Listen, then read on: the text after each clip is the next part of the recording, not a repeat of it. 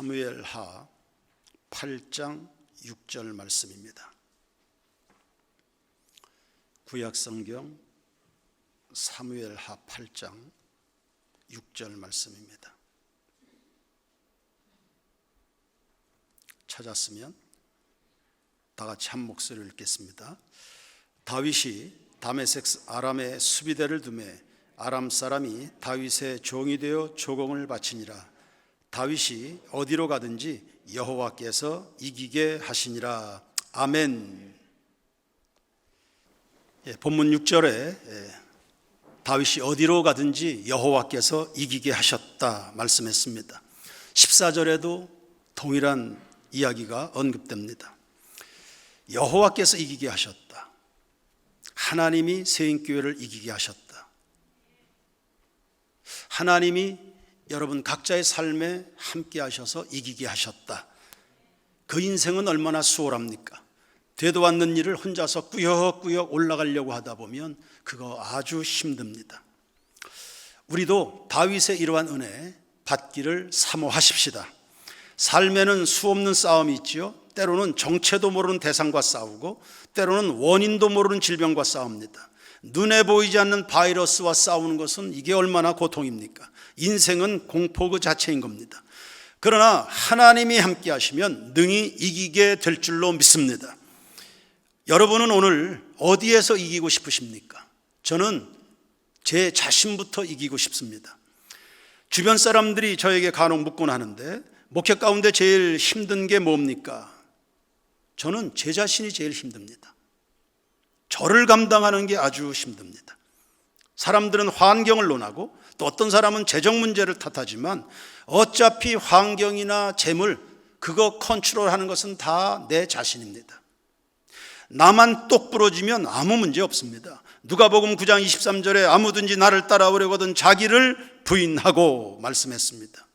오래전 중고등부 수련을 마치고 돌아오는 길이었는데 그때 장로님 부부와 중고등부 부장집사와 함께 차량에 동승을 했습니다.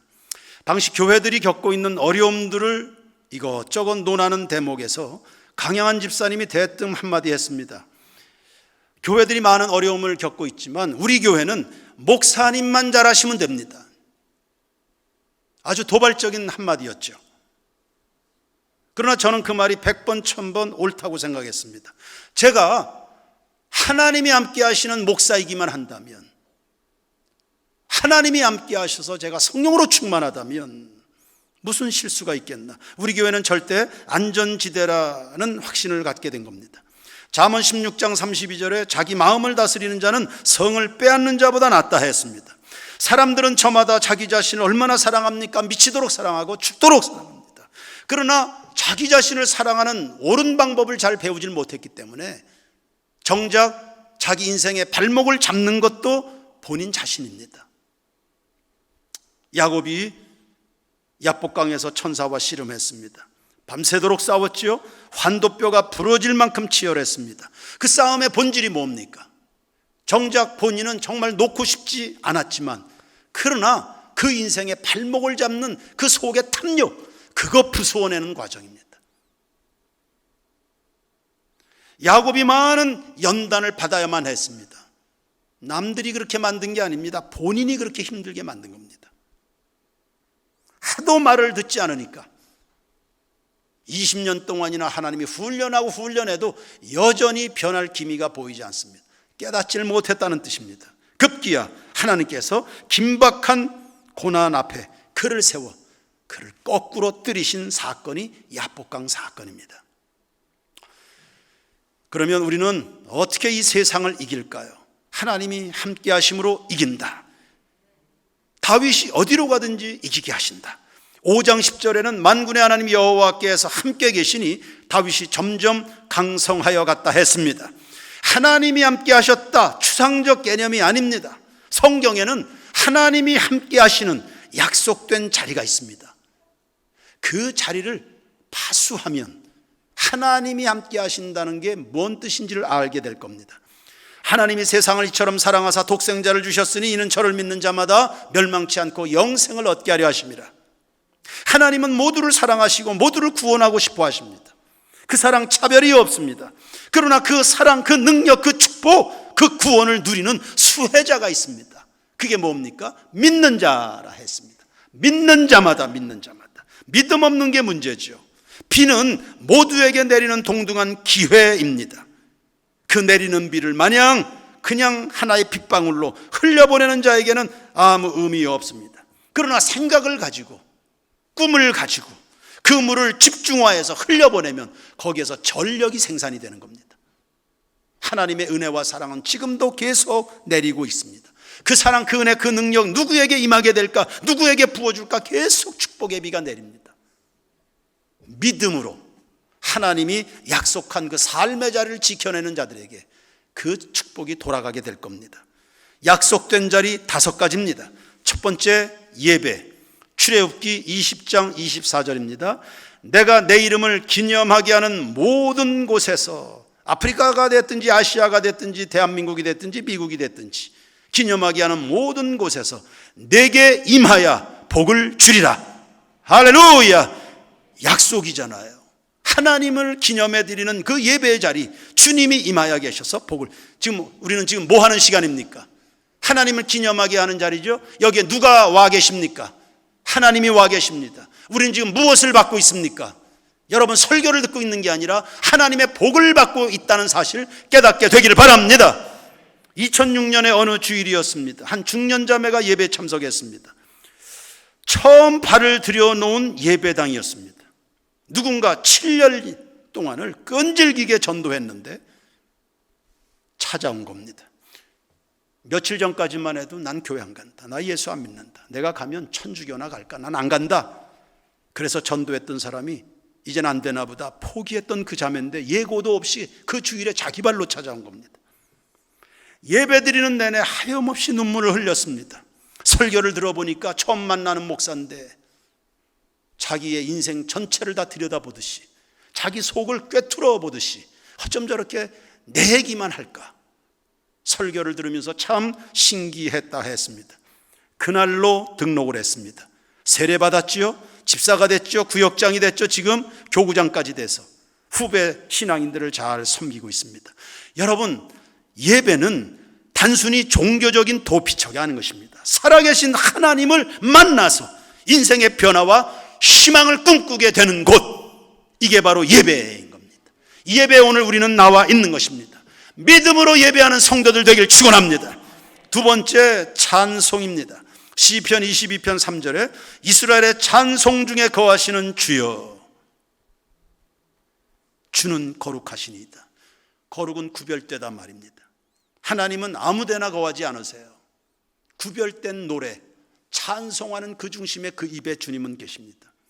약속입니다. 이스라엘의 찬송 중에. 하나님이 어디에 거하신다고요? 찬송 중에. 글로리아 찬양대 여러분의 찬송 속에 믿음으로 준비하시고 믿음으로 찬양으로 주의 영광을 선포하시길 바랍니다. 오늘 예배 시간에 드려지게 되는 우리의 모든 찬양, 우리가 어떤 태도로 어떤 마음으로 찬양해야 될까, 마음을 새롭게 하시길 바랍니다. 바울과 실라가 옥문을 열었습니다.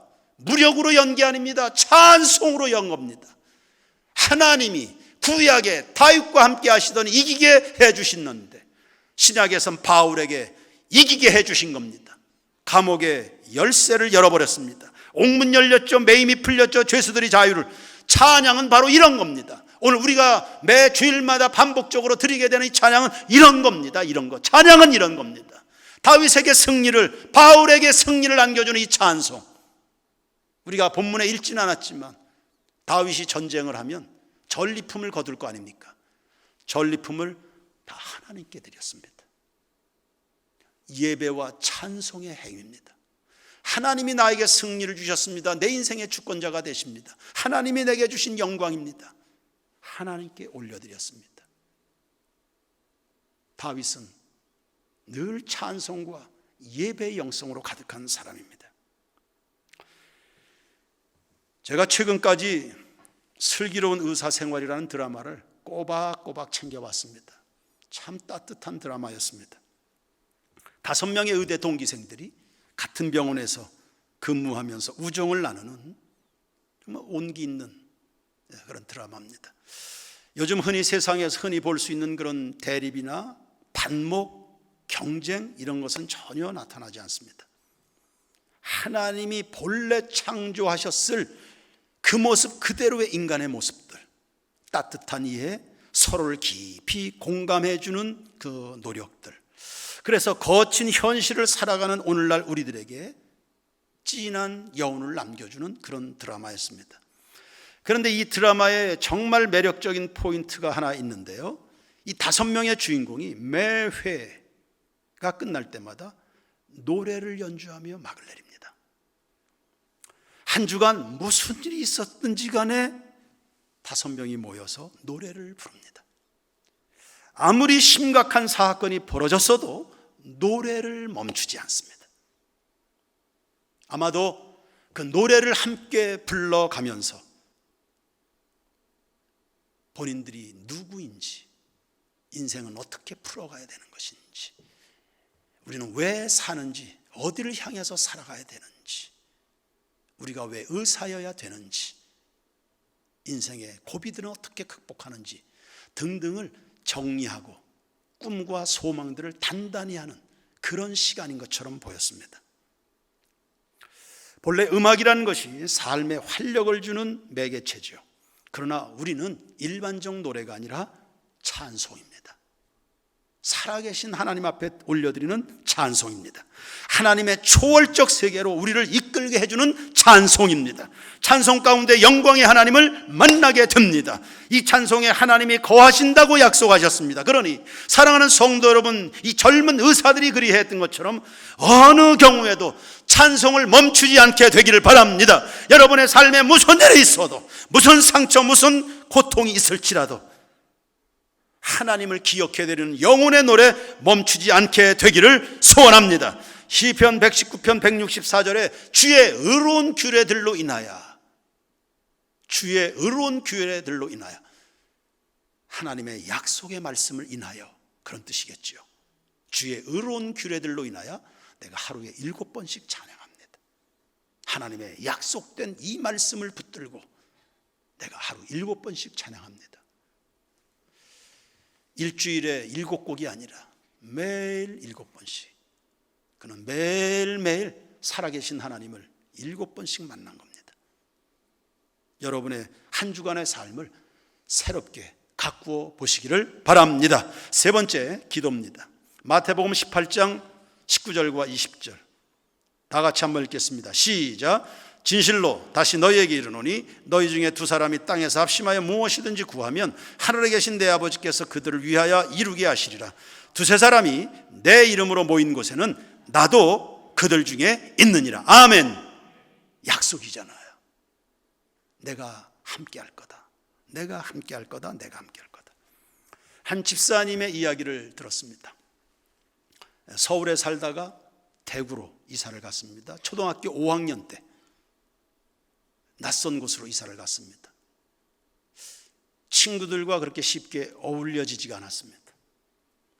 서울에서 내려온 깍쟁이 같은 계집아이인데 이 아이가 공부도 곧 잘하는 거예요. 그 친구들이 은근히 이 집사님을 따돌렸습니다. 외로웠죠. 나도 저 친구들 무리에 섞여서 놀고 싶은데. 그 당시에는 오재미 놀이를 많이 했죠. 친구들이 오재미 놀이를 하는데 자기는 안 끼워주는 거예요. 나도 저 친구들과 어울리고 싶은데, 저 모임에 나도 들고 싶은데 놀아주질 않는 겁니다. 그러던 어느 날 그 친구들이 뛰어노는 그 장면을 이렇게 보면서 어느 날 자기 마음속에, 얘 너는 교회 다니는 애인데 왜 기도할 생각을 안 하냐. 초등학교 5학년에게 그런 마음에 감동이 있어. 너 교회 다니는 아이인데 왜 기도를 안 하냐. 그래서 기도를 시작했습니다. 하나님, 나 저 친구들하고 놀게 해주세요. 특별히 저 무리에 들어가게 해주세요. 기도한 거예요. 꼬박 일주일을 기도했습니다. 그러다가 토요일이 됐습니다. 과거에는 토요일에도 학교를 갔으니까 아이들이 운동장에서 뛰어놀고 있는데 갑자기 그 리더, 짱이죠. 짱쯤 되는 그 아이가 놀다가 갑자기 쓰러졌습니다. 발이 겹질린 거예요. 나중에 깁스할 만큼 그렇게 많이 다쳤습니다. 이 아이가 양호실로 실려갔습니다. 근데 참 놀랍게도 그 다친 아이가 자기 친구 하나를 보내가지고 이 집사님을 양호실로 부른 거예요. 갔더니 그 짱이라는 아이가 이런 이야기합니다. 내가 넘어지는 순간에 네 생각이 났다. 내가 너를 미워하다 보니까 하나님이 나에게 벌을 주신 것 같다. 앞으로 우리 친하게 지내자. 할렐루야. 그러더니 정말 친구가 돼서 그 무리들이 뭐 하루 멀다 하고 집사님의 집에 놀러 오곤 했다고 합니다. 이 초등학교 5학년 때의 이 경험을 계기로 해서 하나님은 정말 살아계시다. 내가 예수를 더 잘 믿어야 되겠다. 이런 생각을 하게 됐답니다. 신명기 4장 7절에 우리 하나님 여호와께서 우리가 하나님께 기도할 때마다 가까이 하신다. 우리가 기도할 때마다 하나님이 가까이. 이 기도를 왜 우리가 멈추고 있을까요? 왜 이 기도를 소홀히 할까? 이 귀한 이 능력의 찬송을 왜 우리가 마다할까? 혹이라도 그 찬송, 그 예배, 이 영광스러운 축복의 자리들을 왜 우리가 그렇게 소홀히 할까? 무성히 할까? 네 번째, 전도입니다. 마태복음 28장 19절에서 20절입니다. 너희는 가서 모든 민족에게 복음을 전해라. 제자를 삼아라. 아버지와 아들과 성령의 이름으로 세례를 줘라. 그리고 내가 너희에게 분부한 모든 것을 가르쳐 지키게 하라. 그리하면 세상 끝날까지 내가 너희와 항상 함께 있으리라. 약속이잖아요. 내가 항상 함께 있을 것이다. 이번 추석 연휴 기간에 아내와 딸들이 함께 외출을 하면서 전도용품을 들고 나갔습니다. 명절에 우리 가족이 함께 전도하면 하나님 참 기뻐하시겠다. 아내의 제안으로 그렇게 했습니다. 길거리에 만나는 시민들에게 전도용품을 나누면서 예수 믿으세요? 새인교회입니다. 그렇게 신나게 전도하던 그 아내가 갑자기 돌아서서 우리 딸들을 향해서 두 손을 높이 이렇게 들더니, 그러니까 본인이 지금 막 혼자 충만한 거예요. 할렐루야. 이미 하나님 앞에 자기는 약속을 했대요. 나는 하나님 기쁘시게 해드릴 테니까 우리 세 딸은 하나님 책임져 주십시오. 나는 하나님 기쁘시게 할 테니까 하나님은 우리 세 딸 책임져 주십시오. 그 이야기 들으면서 저는 속으로 아멘 했습니다. 정말 하나님이 우리 세 딸을 책임져 주시라는 믿음이 생기지 않습니까? 난 하나님 기쁘시게 할 테니까 하나 우리 세 딸 책임져 주십시오. 전도, 복음 선교 내가 함께 할 거다. 내 소원 이루는 곳에 내 소원 이루어 주려고 그렇게 애쓰는 현장에 내가 함께 할 거다. 한때 우리 기독교 성도들이 많이 읽은 책 중에 하나가 왕의 제정이라는 책입니다. 요약하면 그거거든요. 물질의 주인은 하나님이시다. 은도 내 것이요 금도 내 것이다. 그 어마어마한 하나님의 그 재정, 그 물질의 복을 누구에게 주실까? 전도하고 선교하는 자에게 주신다. 그게 그 책의 핵심입니다. 여러분, 이 복 빼앗기지 마십시오. 이 꿈을 꾸시기를 축원합니다. 다섯 번째, 사랑입니다. 요한일서 4장 12절에 어느 때나 하나님을 본 사람이 없으되 만일 우리가 서로 사랑하면 하나님이 우리 안에 거하시고, 약속이죠. 하나님이 우리 안에 거하시고 그의 사랑이 우리 안에 온전히 이루어진다. 하나님의 사랑은 퍼펙트한 사랑입니다. 부족함이 없는 사랑, 모자람이 없는 사랑, 실수 없는 사랑, 오염되지 않은 순수한 사랑입니다. 그 사랑이 우리 가운데 온전히 이루어진다. 그 사랑, 그 은혜, 그 능력이 우리 안에 온전히 이루어진다. 어디에서요? 우리가 서로 사랑할 때. 사랑은 주는 겁니다. 불편, 수고, 희생을 감수하고 주는 겁니다. 주는 거 없는 사랑은 없습니다. 주는 겁니다. 사랑은.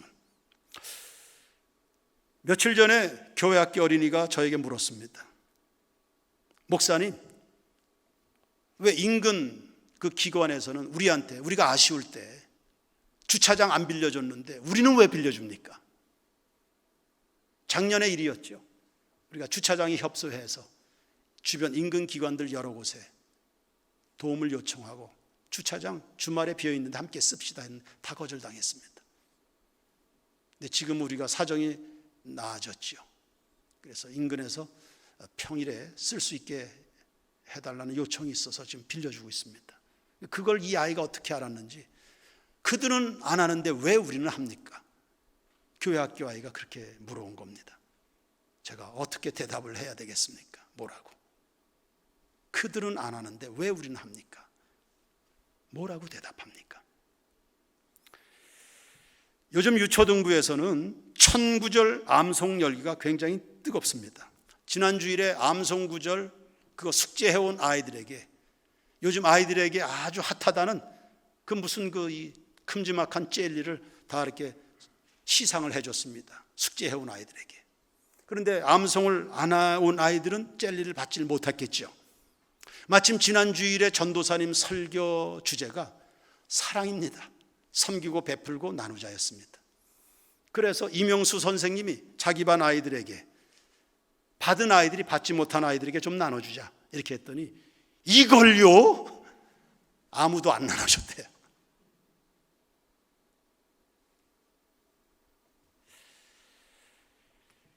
뭐 아이들이니까 그럴 수 있다. 아이들의 특징이 뭡니까? 미성숙하다는 겁니다.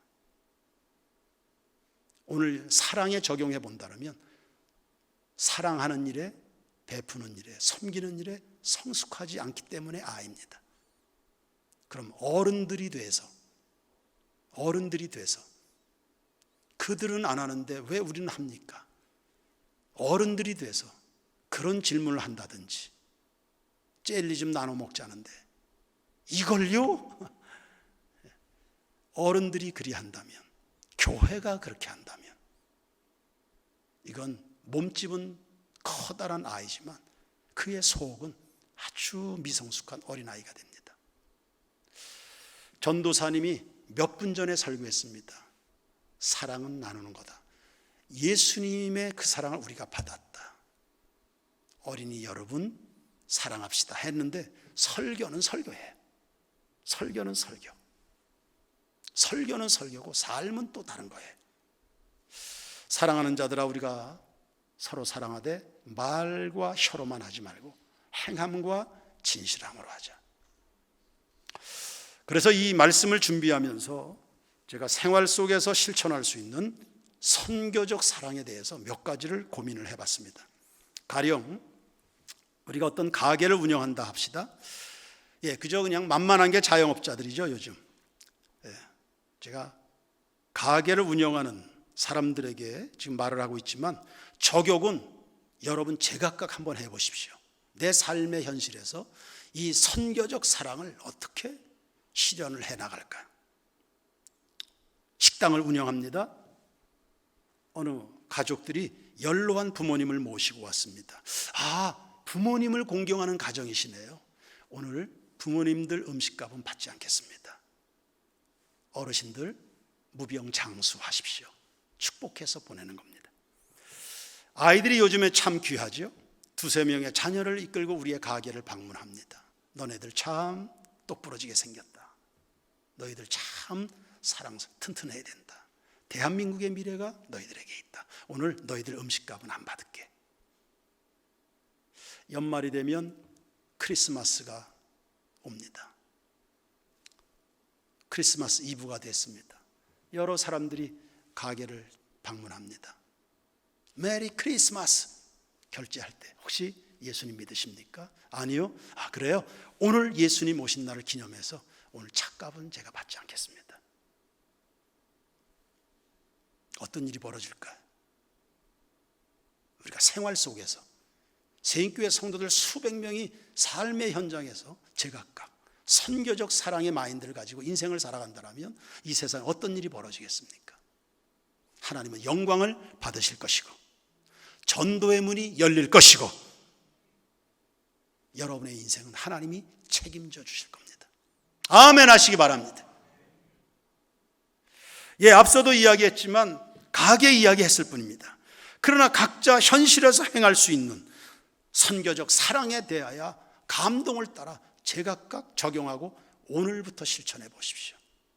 우리의 삶에 어떤 변화, 아마 여러분들이 가장 행복하실 겁니다. 그리고 그 즉시로 주님은 여러분의 삶에 역사하기 시작할 겁니다. 결론이에요. 모세가 하나님의 부르심을 받았을 때 지팡이를 사용하셨습니다. 모세가 자신이 없어 했습니다. 애굽으로 가라니까 전 못 갑니다. 그랬을 때 하나님이 표적을 보여주셨죠. 너 지팡이 던져봐. 땅에 던졌더니 뱀이 됐습니다.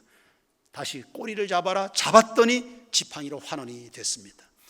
그 지팡이는 하나님께서 모세와 함께 하신다는 표적의 사인이었습니다. 그때부터 모세는 지팡이를 붙들고 많은 기적을 행하였죠. 무수한 기적을 행했습니다. 지팡이를 들면 홍해 바다가 열렸습니다.